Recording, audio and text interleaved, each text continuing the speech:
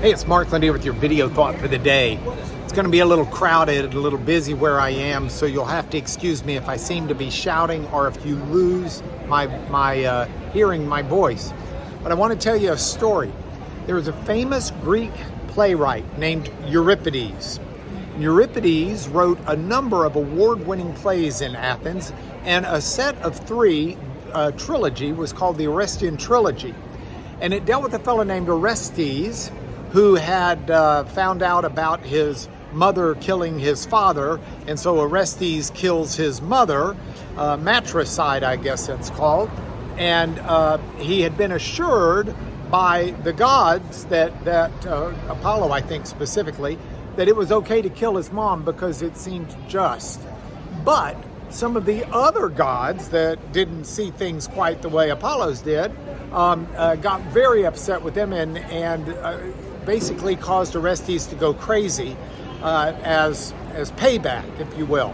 So the middle of the trilogy is one where Orestes is trying to engender the help of one of the community leaders to try to get the gods off his back. And in the process of trying to get that help, he's not very successful. But there's a dialogue toward the end of the play. And Orestes is making a defense to this fellow, trying to get this fellow on his side. And he says, you know that I am pure, hagna in the Greek. And the other fellow was, no, you're not pure, you killed your mom. And it doesn't matter that the gods gave you permission. And the idea of this word hagna in the Greek, pure, is the idea of something that's godly in a sense. It's the purity of the divine, and it can reference your actions, but it can also reference your heart and your emotions.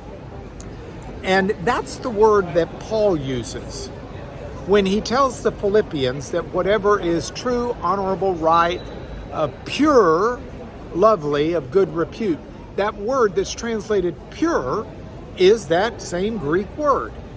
It's an unusual word in the New Testament. Paul uses it.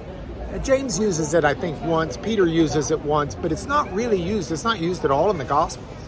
It's kind of an unusual word that Paul's bringing in.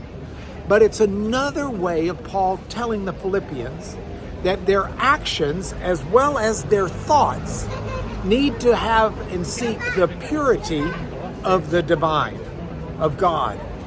And it's a huge challenge, and it's a huge challenge for you, and it's a huge challenge for me.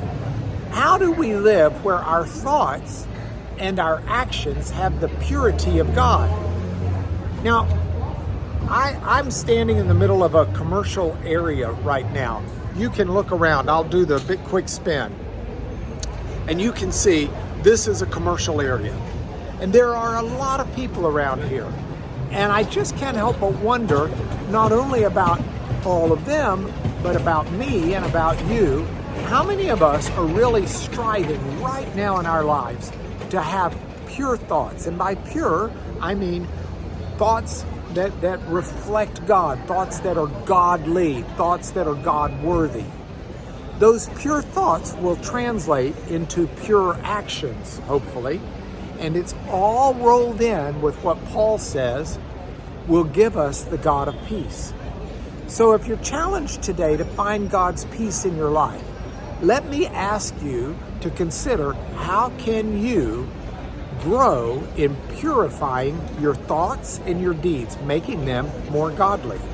As you do that, the God of peace will be with you. That's the assurance that Paul gives. That's the assurance you find in the Bible. But that's your video thought for the day.